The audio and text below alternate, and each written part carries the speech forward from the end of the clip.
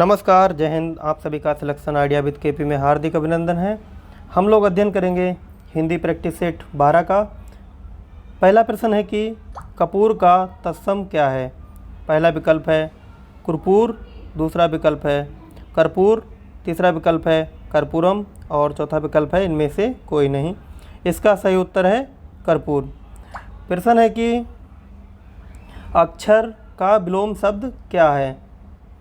पहला विकल्प है अक्षत, दूसरा विकल्प है क्षर, तीसरा है अपक्षय, चौथा है अक्षर और तीसरा है क्षर।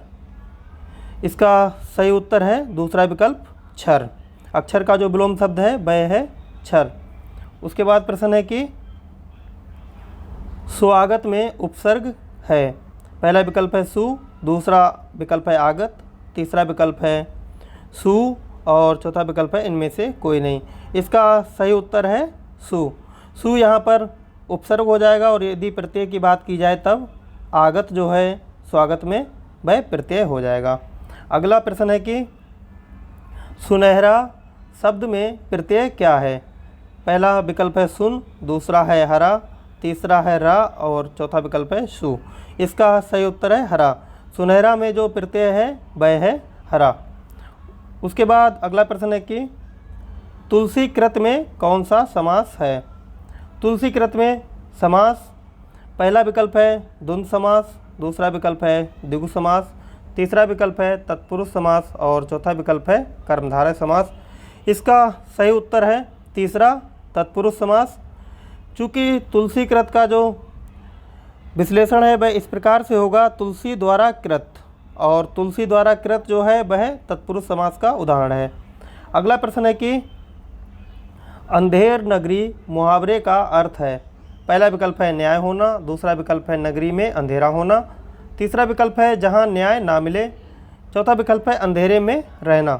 इसका सही उत्तर है जहां न्याय ना मिले, अर्थात तीसरा विकल्प जो है वह सही उत्तर है। उसके बाद प्रश्न है कि आ धन ऊ से किस संधि का निर्माण होता है। यानी ये यहाँ पर विशेषता पूछी है संधि की कि हस्व आ और दीर्घ ऊ का योग करने से किस संधि का निर्माण होगा। पहला विकल्प है वृद्धि संधि, दूसरा विकल्प है दीर्घ संधि, तीसरा विकल्प है यण संधि और चौथा विकल्प है गुण संधि। इसका सही उत्तर है गुण संधि। चूँकि हस्व आ और दीर्घ ऊ के योग से ओ का निर्माण होता है जो कि गुण संधि का उदाहरण है। अगला प्रश्न है कि वह विलाप करके रोने लगा का शुद्ध रूप है। यानी कि यह वाक्य है वह विलाप करके रोने लगा का शुद्ध रूप पूछ रहा है। पहला विकल्प है वह विलाप के साथ रोने लगा, दूसरा विकल्प है वह विलाप करने लगा, तीसरा विकल्प है वह विलाप एवं रोने लगा, चौथा विकल्प है इनमें से कोई नहीं। सही उत्तर है वह विलाप करने लगा, क्योंकि विलाप और रोने का जो अर्थ है वह एक ही है, इसलिए यहाँ से एक शब्द जो कि रोने है उसको हटाना पड़ेगा, वह विलाप करने लगा इसका शुद्ध रूप हो जाएगा। अगला प्रश्न है कि तद्भव शब्द का आशय क्या है। यानी कि तद्भव शब्द कौन से होते हैं। पहला विकल्प है ग्रामीण लोगों की बोली के शब्द, इनको देशज कहा जाता है। दूसरा विकल्प है पढ़े लिखे लोगों की बोली के शब्द, दूसरा विकल्प है संस्कृत से उत्पन्न शब्द, उसके बाद विकल्प है कि हिंदी के प्राचीन शब्द। इसका सही उत्तर है संस्कृत से उत्पन्न शब्द। अगला प्रश्न है कि संकट से भरे रास्ते को चुनने वाला, एक वाक्य है संकट से भरे रास्ते को चुनने वाला के लिए एक शब्द है। पहला विकल्प है कष्ट साध्य, दूसरा विकल्प है कंठ काकीर्ण, तीसरा विकल्प है कामरूप, चौथा विकल्प है कातर और इसका सही उत्तर है कामरूप। उसके बाद प्रश्न है कि निम्न में से क्रिया से बनी भाववाचक संज्ञा नहीं है। पहला विकल्प है कमाई, दूसरा विकल्प है लड़ाई और तीसरा विकल्प है पढ़ाई और चौथा विकल्प है भलाई। इसका सही उत्तर है भलाई, क्योंकि जो भला है वह क्या है, वह क्रिया नहीं है। और जो हाँ, भला जो है वह क्रिया नहीं है, इसलिए जो भलाई है वह क्या है, क्रिया से बनी भाववाचक संज्ञा नहीं है।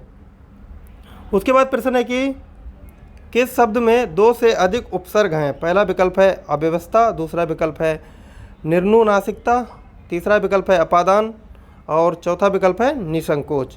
इसका सही उत्तर है अव्यवस्था। अव्यवस्था में दो उपसर्गों का प्रयोग हुआ है। उसके बाद प्रश्न है कि धूप दीप में कौन सा समास है। धूप और दीप में कौन सा समास है। इसमें योजक चिन्ह का प्रयोग हुआ है।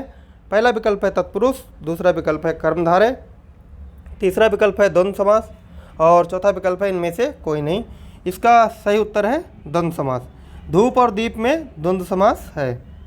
अगला प्रश्न है कि दोहा के असंगत चरणों में कितनी मात्राएं होती हैं। पहला विकल्प है 9, दूसरा विकल्प है 13, तीसरा विकल्प है 7 और चौथा विकल्प है 11।